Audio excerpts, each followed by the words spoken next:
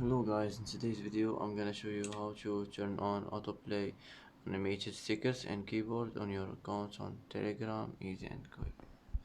First,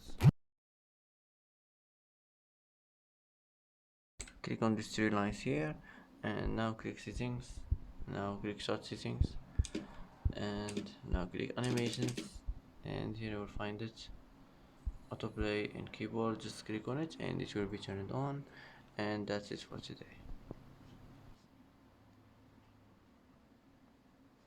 And that's it for today's video. If you like this video, don't forget to like and don't forget to subscribe.